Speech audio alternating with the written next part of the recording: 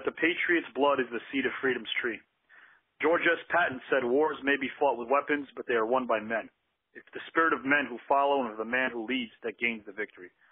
Yours truly, Avi Klein, states that while the calendar flips to a new page as quick as the eye can see, the ability to process events of days gone by has become a pastime. While holidays, special occasions, and the occasional documentary might stir something deep within us, paying homage to those that put it all on the line should never be forgotten. It never should be a fasting fancy as well. We have the ability to stop time not through some special new wave device, but by simply closing our eyes and reminding ourselves how we got here and what it means to love the opportunity to prosper, whichever way we choose. Had it not been for our forefathers, the trail would not be so wide and vast as the narrow landscape of options would be a cold, harsh reality.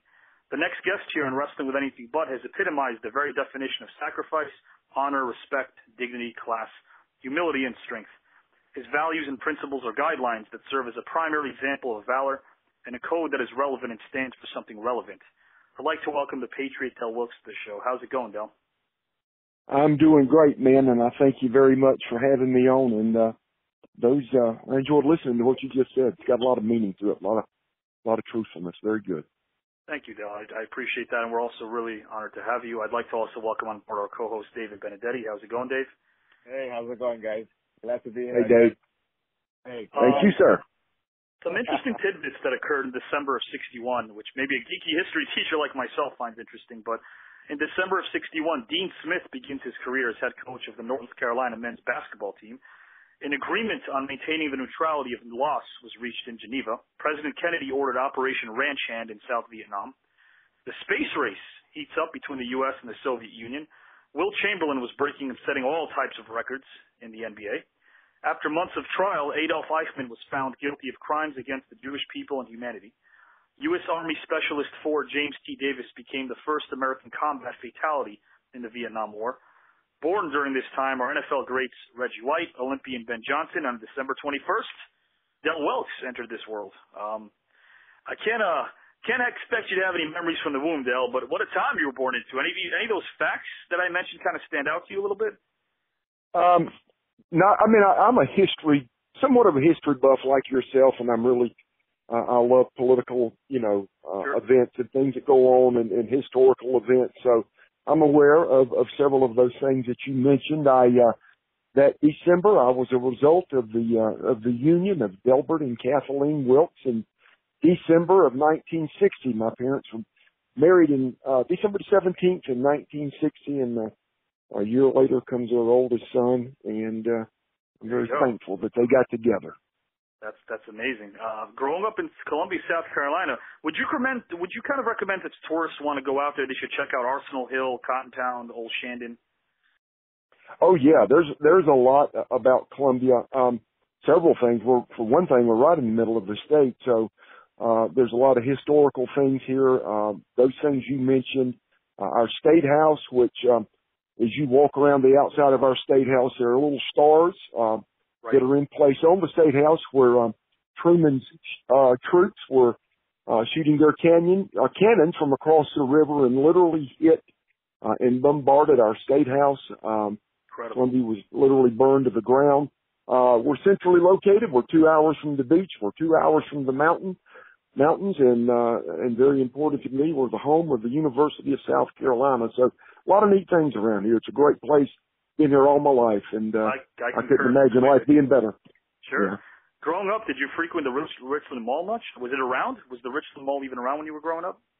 It was. We lived sort of on the other side of town, but it was one of the places that had a detached. It wasn't attached to the mall, but they had a theater that was a set-alone theater. And my dad would take my brother and I out there, and we would watch movies. And they later built a mall closer to our home that we went to. But Richland Mall was the first mall in Columbia, South Carolina. Yeah, heard it's been around for a while. You had an absolutely outstanding college. I mean, you played collegiate football.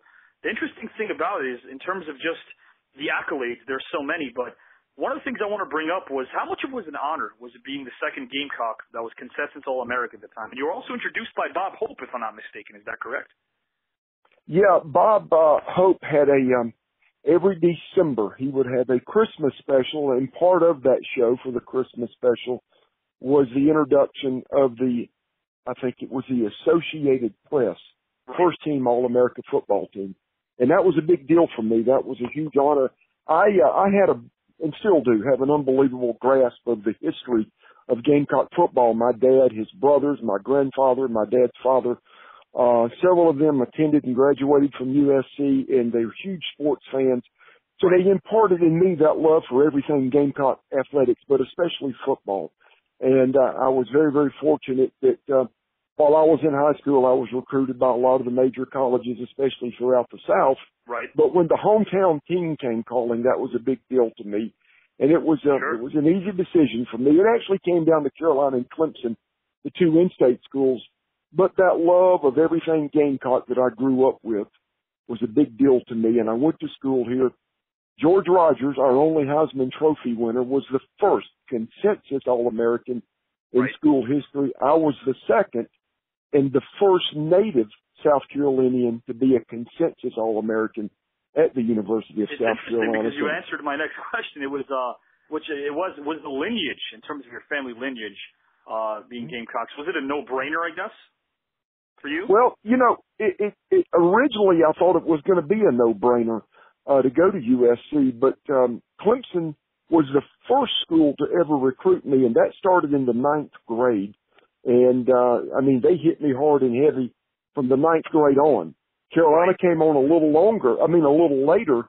So I originally verbally committed to go to Clemson, but when it came time to sign my letter of intent, I had to go with my heart. My heart was University of South Carolina, and I've never regretted it. I love that. We're going to have part 2 because we're going to keep this interview probably about 40 minutes short. And before we even continue further, I want to thank Right Guard. There's something I want to mention regarding Right Guard in one of our future podcasts. We thank them for their support. Right Guard Under Armour, I use it as well. So before we delve into more stuff, we'd like to obviously bring you back for part 2 to talk about the pro wrestling aspect of your career. But delve into some other things today, more or less not so much pro wrestling, but just, I guess, life in general. What were some of the TV shows that you grew up on that you were a fan of, Del?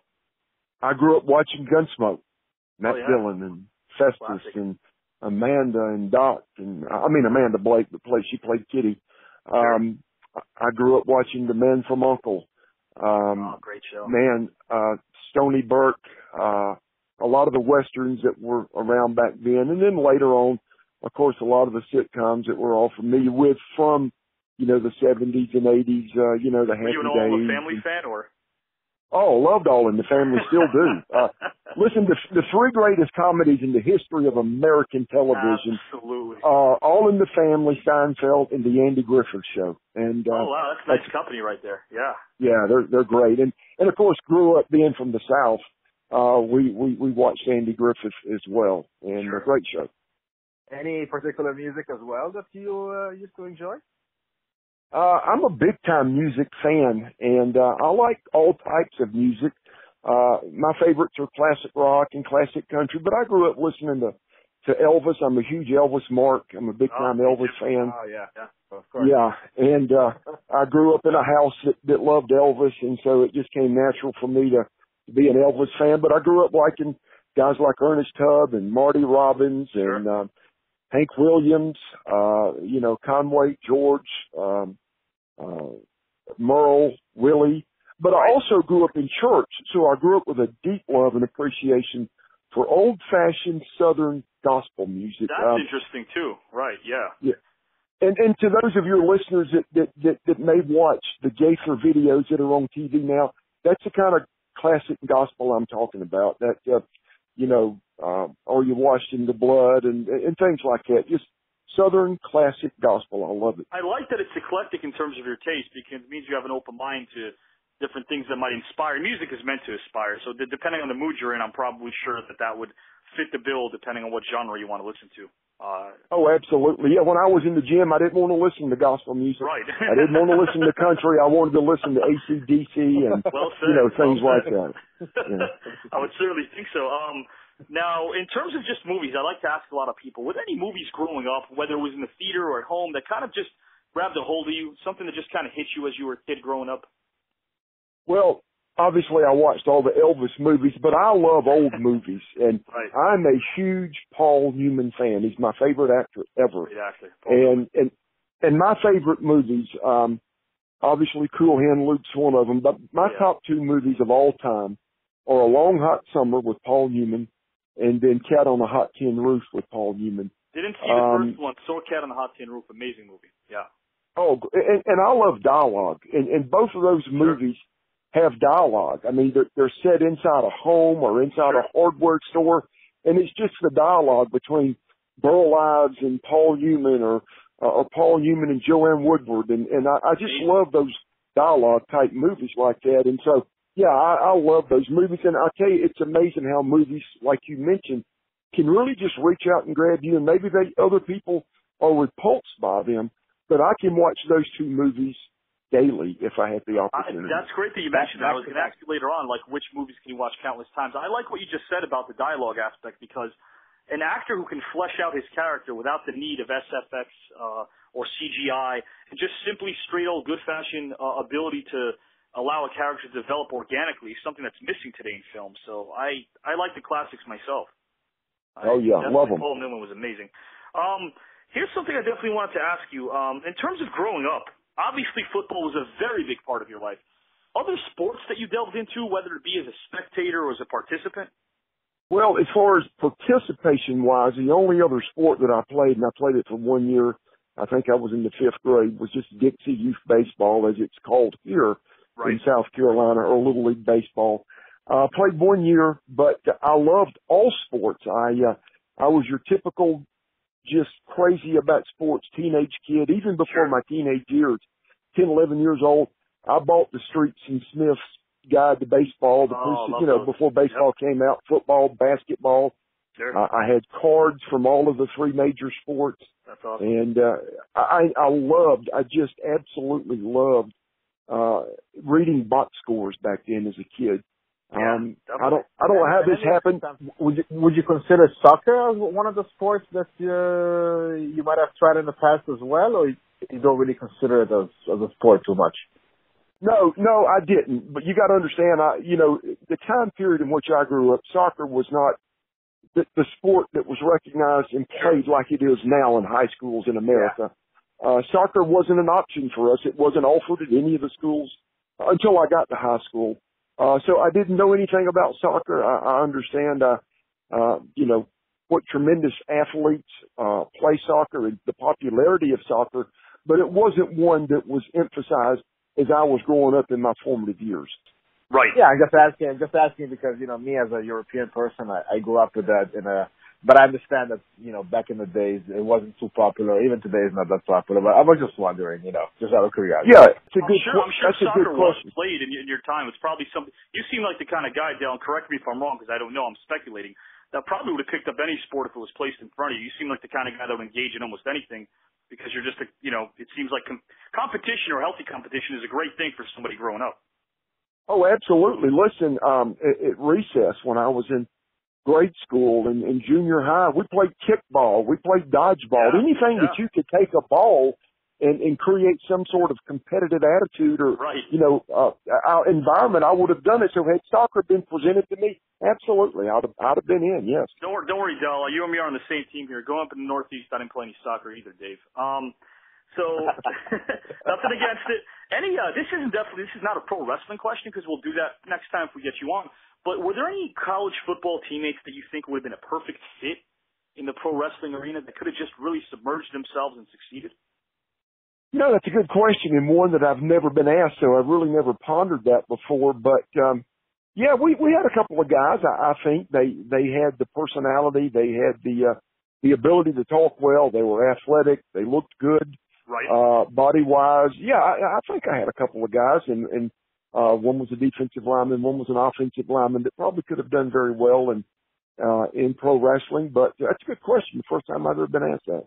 I appreciate it. I think it's one of those things where football players, in terms of the other sports or the major sports, the football players transition really well into pro wrestling. Really well. They do. Yeah, they really do. It's do. just a natural fit, I think. Right? I mean. Oh, yeah, absolutely. I think, it just takes all-around athleticism, I think, to have a career in pro wrestling. Adaptability. I think football players are very good at that. And, also a certain amount of toughness. And I think, and I'm not knocking any other sport, right. but I think when you participate in a sport where bodily contact is involved every play, it develops a toughness about you. Sure. And I think that translates very well into the pro wrestling world.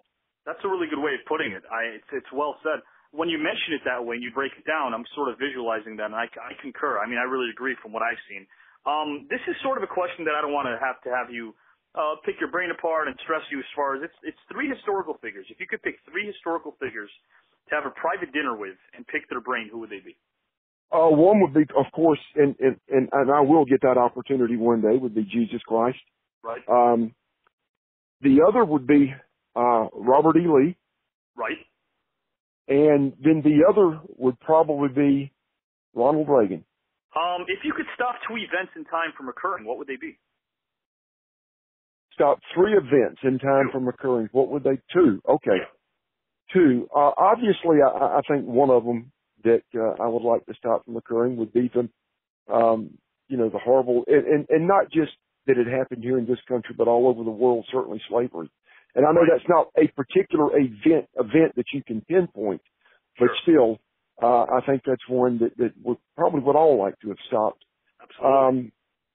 And then the other, I guess, would have to have been, I certainly would not have wanted to have stopped the crucifixion of Christ, because that's what allows us to one day know that we have the assurance that we'll see him, right. To those of us that believe. Yes. So that was supposed to happen, and it did happen. I guess the other, just being an American, would probably be the assassination of either President Kennedy or what happened that started that led up to World War II, the annihilation of Jewish people. I guess that would probably be the main one that I would probably. What you said on JFK, if we could draw one line in particular, I would tell my students this.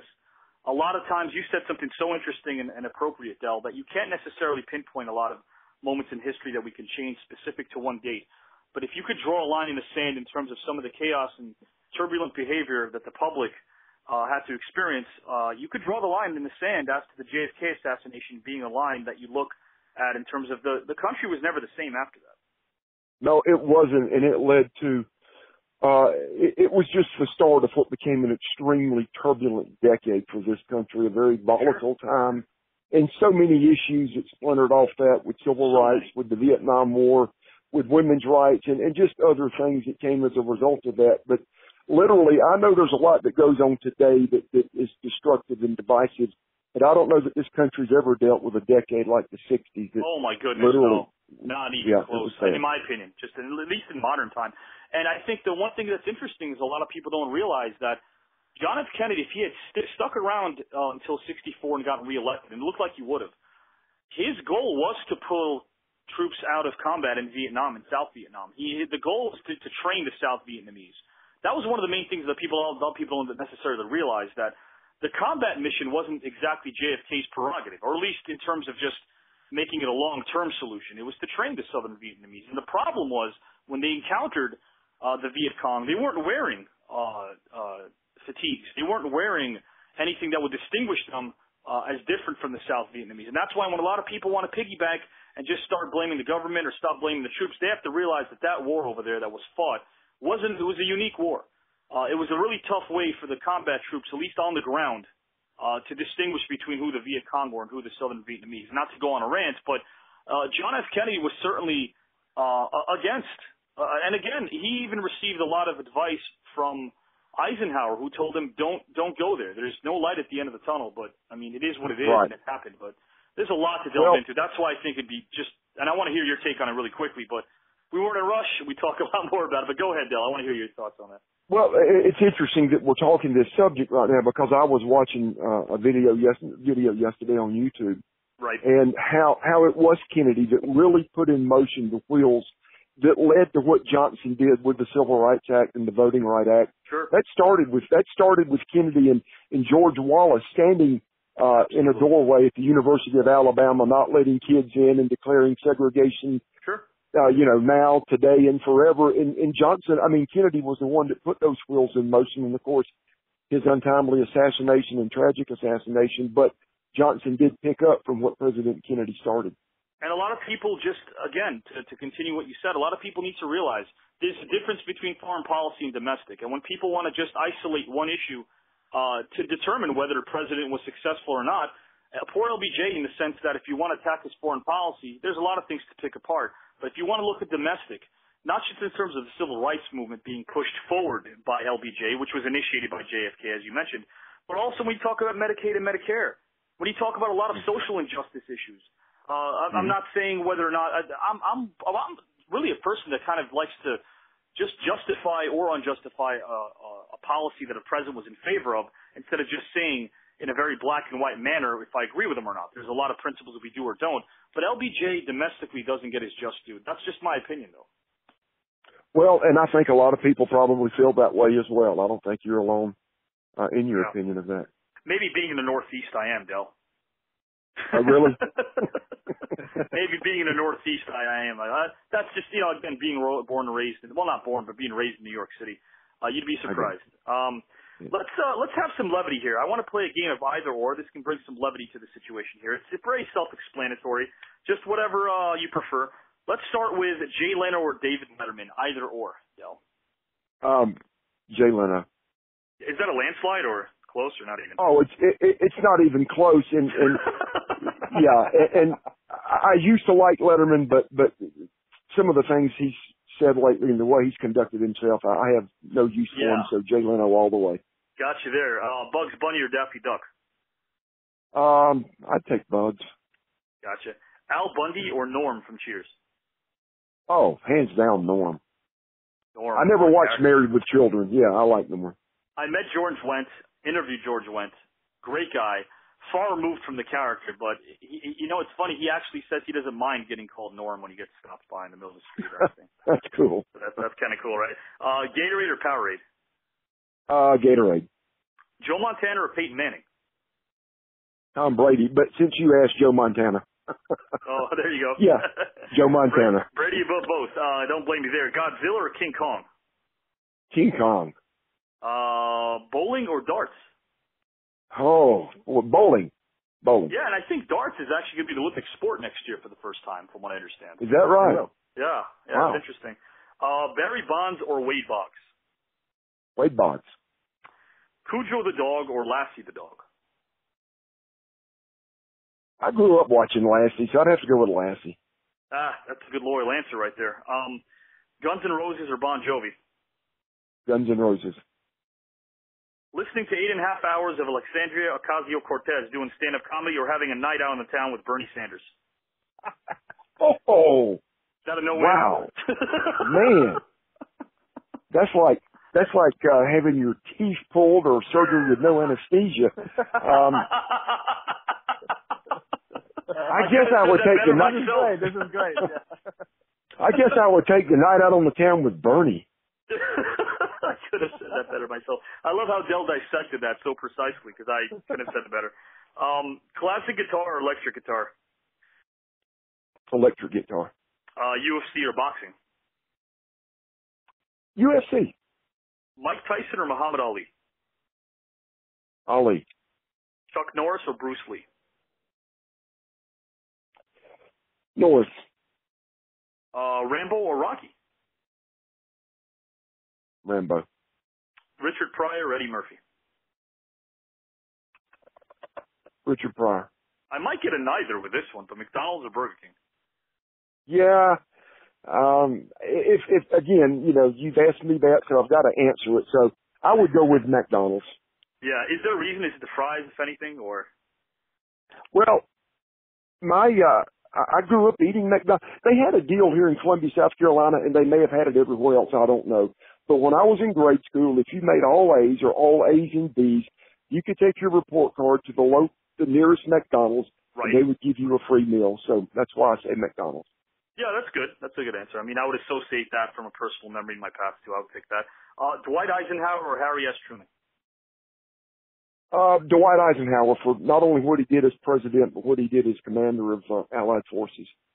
That point that you brought up Amazing, and I agree with you there. A lot of people don't remember or give him recognition for that. Garfield or Heathcliff? Garfield. Schwarzenegger or Stallone? I'll be back. Schwarzenegger. There you go, yeah. Pens or pencils? Pens. Right. Knight Rider or Dukes of Hazzard? Dukes of Hazzard, man. I'm a Southern boy. Yeah, I like that. You know what I did once, Del, when I was a kid? I did that deal where they jumped inside the, I guess the passenger seat or like the driver's seat and the window was all down. But I guess for, my dumbass self at the age of 6 didn't realize that the window was like halfway up. So I kind of sliced my arm there. Yeah. Rude awakening. Rude awakening. I felt like if I grew up in the South, I wouldn't have made that mistake. I'm serious. Like I don't. There's probably a high probability you wouldn't have. Star Trek or Star Wars? Star Trek. How about all-American muscle cars or import cars? All-American muscle cars. Yeah. Dale, do you have a favorite? Is there like, maybe not one, or just there are a couple of cars that you really kind of had that you were really into in your life? I'll be honest with you. I have never been a car guy. A vehicle to me has always meant one thing and one thing only. A way to get from point A to point B and get back to where Sure. And that's been it. I love the Mustangs and the Corvettes. When you ask me that question between the two, I would choose the American muscle cars. But I've never been a car freak or a car guy. They provide transportation, and that's it. That's a great way of looking at it, too. It really is. How about this one? Chinese food or Mexican food? Chinese food. Yeah. Favorite meal there? Or is it just that you have a go-to? I have a go-to when I order Chinese. I like the, and I don't even know the names of them. The what is it? The General. Oh, Thompson's Chicken or something? General Thompson's Chicken? General Chow Chicken, yeah. General Chow Chicken. Yeah, that's it. Yeah, I like that, yeah. Yeah, I like that too. Leonard Skinner or Led Zeppelin? Skinner, man. Yeah. Stephen King or Steven Spielberg? Spielberg. Leg day or bicep day? Oh, to me, and I just discussed this with somebody the other day. Right. We were in a store and a guy walked in with big traps, big shoulders, big arms, and he had bird legs. And you're not a complete lifter. You're not a complete lifter until you get under a squat rack. So true. And a leg press. Absolutely. So I'll take leg day. You know what's funny? I'm sure you heard this story, but I don't know if you guys both heard this story, but Schwarzenegger actually he actually stated in detail, it's chronicled that when he was younger, his legs were so bad that he made himself wear like really short shorts just to remind himself how awful his calf muscles were. Really? That motivated him to get them better because, as you said, he wanted to be complete. When he was about 14 or 15, his calf muscles weren't in sync, and he realized, listen, if I actually am able to look at how awful they look, then it's going to motivate me to kind of hit them really hard, and that's what he did. Yeah, I didn't know that. That's a good nugget. That's kind of interesting. Let me ask you a question. So I used to just dabble. It was never anything professional, but when you did ISOs, would you start off, let's say, on your biggest muscle compound on a Monday, which would be your back, and just do pull exercises, and then move on to your second biggest on Tuesday, let's say chest, work your way down all the way down to triceps and bis? Yeah, I did a combination. I would do a big muscle with a small. I'd do back and biceps, both sort of pulling motions. I would also do chest with triceps, back biceps, things like that. I loved lifting, and I was very, very fortunate that in my wrestling career, I got to be best friends with one of the greatest powerlifters that's ever lived, Doug Furness, and learned a lot from Doug. Wow, yeah, sure. A great powerlifter. I mean, would you feel as if sudden just range of motion, I always tell people this, even if you're doing straight bike curls, and then you just go over and do reverse curls because you plateaued, does that range of motion make a huge difference? Yeah, I thought so. And for me, it did. Yeah, absolutely. In terms of not plateauing, I guess. Yeah, absolutely. Yeah. I guess jumping from that to Frosted Flakes or Cheerios. Oh, Cheerios. Okay. Honey Nut or regular? Regular. I was going to ask you this when we kind of talked about cars, but Corvette or Range Rover? Corvette. Okay. Horror movies or comedies? Horror movies or what? Comedies. Comedies. Got it. Kind of like a favorite comedy you have? Maybe a couple? Man, I like the first Smokey and the Bandit. Right. I like that was good. Caddyshack is a classic. Caddyshack is amazing. Animal House, and I'm dating myself by giving you all these movies from that time era, but yeah, those are some of the classics that I would watch anytime. Since I've been doing it, might as well be consistent. I'm going to piggyback off what you said, and the reason why those classics are classics, they didn't have to rely just on crudeness. There was actually depth and humor into it. Right now, I feel like to get a cheap laugh, you just have a girl taking off her top, and it's kind of meant to be funny, but it's really not, in my opinion. I don't know. No, I 100% agree with you. And we mentioned Bob Hope earlier in doing his show. Oh. One of the great comedians of all time, in my opinion, it was talent. He didn't have to get crude. He didn't have to get vulgar to elicit a response from an audience or a crowd. And so, I agree completely. Is that why you kind of brought up Seinfeld a bit earlier? Like, he does his stand-up act without cursing once, which is amazing. Oh, yeah. I appreciate that very much. Absolutely. Such a skillful thing to do, and also morally, which is something I'm big on. Swimming pools or beaches? Oh, beaches. I'm going to get no for either of these, but I might as well. They're classics. Chips Ahoy cookies or Oreo cookies? Big competition between those two. Oh, definitely an Oreos guy. Yeah. Okay, orange juice or grape juice? I like grape juice better. Road trips or flying? I love flying. One of the biggest things I miss about the business is being in airports. There's no more entertaining of a place on the planet than being in an airport and just people watching. Yeah. I loved everything about it. I loved, the rental cars and then the airports and the hotel rooms and people watching in the airport. So yeah, I'll take airports. Is that the reason why, one of the reasons that made you, work in Japan as well? Well, I did. There were longer flights, and let me tell you this: when you have got a group of about 10 to 12 American wrestlers on an international flight that lasts 14 hours, Katie bar the door. Katie bar the door because anything happens, and it did. So that's a lot of entertainment for sure. Yes, big time. But I also heard that the Japanese wrestlers, in terms of just respecting the gaijin over there who come there, gotta hit him hard. Is that the case? Kind of got to be a little snug, or? Oh yeah, I worked for probably the stiffest company that's ever existed in All Japan Pro Wrestling, and at least in the time period that I worked there, it was stiff, it was snug, and everybody wanted it that way, and it was expected to be that way. And you like that no nonsense approach, right? I loved it. And maybe when we can do a second part to this, we'll get more into it. But everybody always asks me, the question I get probably from more wrestling fans than anything is, was the WWE the highlight of your career? Oh, no, I would never ask that question. No, the highlight of my career was working in All Japan for Baba and the unbelievable roster of talent that I worked with. That's head and shoulders the highlight of my career. It's also a sign of appreciation and respect, where in the sense of after each tour, there's an envelope, there's cash waiting there. Again, there's no nonsense. You know what you're going to get. A handshake means a word, which is something that's a lost art. Did that kind of also play into the fact of why it was amazing going out there? Absolutely. If Baba told you something was going to happen, you could write it in your book. It was going to happen. No ifs, ands, or buts. It was never even questionable. If Baba shook your hand, respect that. And said you're doing 8 tours next year, you did 8 tours. So yes, that was a big part of it. I respect it. Yeah, we're definitely going to delve into a lot more. Favorite animal, Del? Do you have a favorite animal? I love horses. I've never been a big Cortez, or no? I'm sorry. Go ahead. No, the look similar. I think I've owned 2 animals in my life, so I nothing against animals, but I've always been fascinated with horses, so I would say horses. Yeah, I'm a horse guy too. I just don't know how to ride them. I wish. Do you know how to ride horses, though?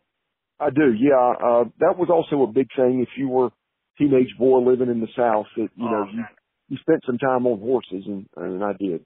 That's awesome. Michael Jordan or David Thompson? Skywalker. Wow, good question, man. Just for brief moments, I'd probably have to go with Thompson. Yeah. Oh, what an underrated talent. People don't even realize how great this guy was. Unreal. Yeah.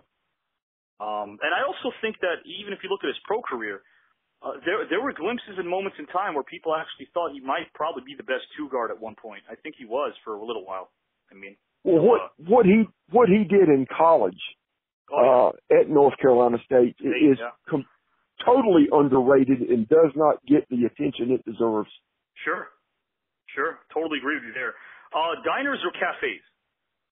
Diners. Movie theaters or Netflix? I like going to theaters, movie theaters. Hillary might be. I don't know if this is either or. It might be neither.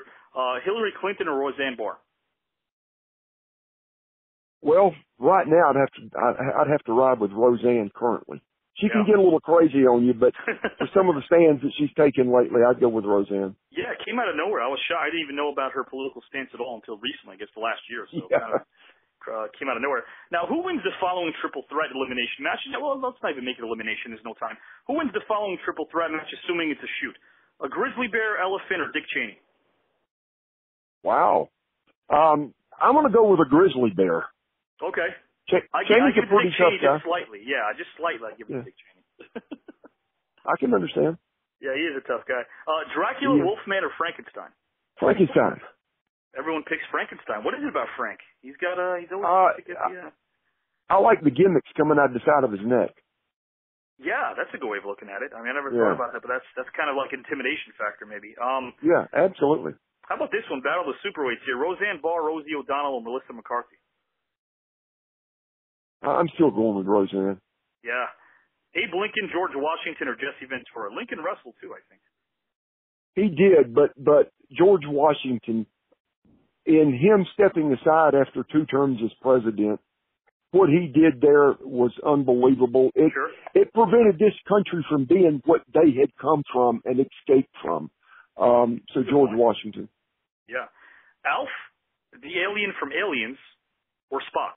Yeah, I'll take Alf. I've got a sister that's 42 years old. Right. And she's special needs, and she still has her Alf doll that I bought her years ago, and that's something very special to her. So because of her, I just want to say to your sister, God bless her, and if it, like, honestly speaking, I'm a big Alf guy too. I mean, hey, and I think Alf was the right choice because he'd probably outsmart the other guys. So there you go. Yeah, I agree. Yeah. How about this one? I have a little horror variety over here. Freddy Krueger, Michael Myers, or Jason from Friday the 13th? Oh, Michael Myers rules, man. Yeah, Michael Myers. Scooby-Doo, Lassie, or Old Yeller? Well, I picked Lassie one time. For the comedic effect, I'm going to go with Scooby-Doo. I like it. Fred Flintstone, Ralph Cramden of the Honeymooners, or Archie Bunker? Oh, God, that's a good one. But Archie Bunker, I told you my 3 favorite shows ever. Yeah. The 3 greatest characters from a comedic standpoint on a TV show are Bunker, Kramer, and Barney Fife. So I've got to go with Archie. I like that. Archie, I think, would take them out. Walter Cronkite, Ted Koppel, or Dan Rather? Wow, man. Not a big fan of either, but I guess I would go with Cronkite. Sam Kinison, John Candy, or Chris Farley? John Candy. I'm going with Candy, too. Great family man also. Great. It's a real shame what happened to Candy. He was... Yeah, it is. A shame. This is sort of a game, and since we have about 10 minutes, we'll wrap this up with a couple of quick little games. Most likely to. Since we haven't delved into pro wrestling yet, you could still, if this applies to any wrestlers you knew, it's fine. But most likely to say, stop, I'm hungry during a road trip.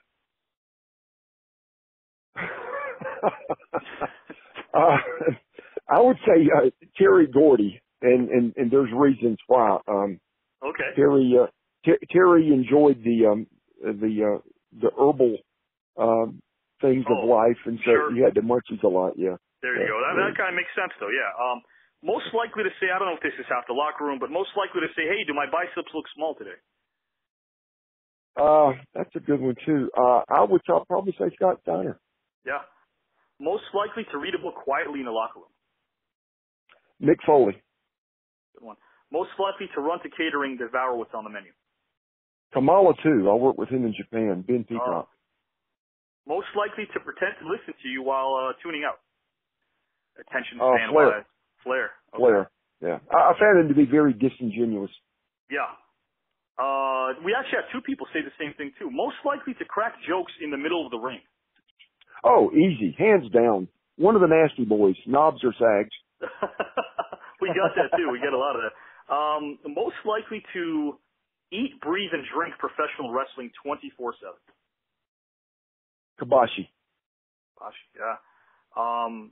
By the way, the All Japan guys, I just have to bring them up really quickly. Fans, if you haven't watched this stuff, Kawada, Misawa, Kabam, just such great talents that don't necessarily in the States at least get their just due. I mean, I had to just bring that up really quickly.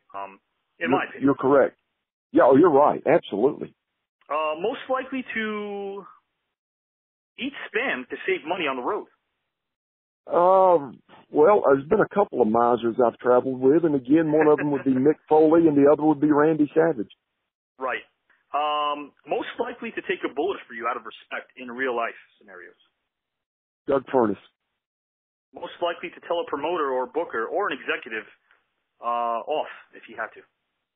Dan Hansen. Most likely to compliment you and really mean it. I'd say Bret. Bret Hart. Bret Hart. Most likely to be someone you still call a friend in the industry today. Marcus Bagwell. That's an easy answer. Great.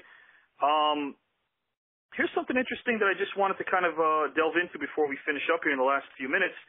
I wanted to sort of just give you the forum, Del. If there's something you want to say in general, fans about the show, anything you feel like it, I want to give you the forum before we close out here.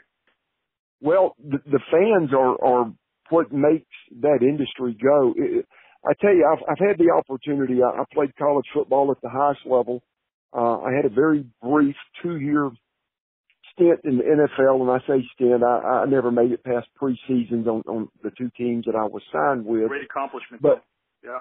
But I was around that fan base. There's no greater fan base, in my opinion, no more knowledgeable fan base, no more loyal fan base than those of professional wrestling. They're the greatest fan base there is. It's amazing. There's so much of my career that I don't remember just because of you do it repetitively night after night. You're doing 200 plus shows a year. But there's just things you don't remember that you have no clue happened. But it's amazing of what the fans can bring up to you, where you were at, what match it was, how long it went, particular moves in that match, a particular finish. And so they're absolutely just phenomenal people. I still do occasional signings, and it's good to be around the guys, but it's also good to be around the fans that made all this possible and to just interact with them and spend time with them. So they're just, I can't say enough about pro wrestling fans. That's so well said. Anyone who's listening to them, I'm sure really appreciates that because it's very heartfelt. Well, I want to tell you this, and one of my things and I've done hundreds of podcasts, and I was thinking to myself yesterday, I thought, I hope this isn't the typical podcast where I get the same questions. What was Vern Gagne like? What was it like working in WCW? What was it like working in the WWF? Right. And thank God I wouldn't, and I tip my hat to both of you. It was interesting. It was different. It was engaging. It's one of the best ones I've ever done, and I thank you for that. I really appreciate that, Del, and really sincerely, and so I'm sure on behalf of Dave, my closing thoughts are that patriotism is a selfless act of fighting for what you believe in for the sake of those that can't or don't. Today, Dave and I witnessed a selfless, honest, dedicated, humble, and forthright individual express himself in a way that benefits the ears and hearts of us all. I want to thank the Patriot Del Wilkes for being on. And Dave, if you have any final thoughts, I'll turn it over to you right now. I would love to have him with us again. Really enjoy the conversation and everything that you have to say. And I really hope to have him again with us in the future. And again, I wanted to thank you. And hope to see you with us again. Well, I thank you as well. I thank both of you, and I would love to do this again for the second part. We'll definitely look forward to having you back, and God bless, Del. Thank you, gentlemen. Take care.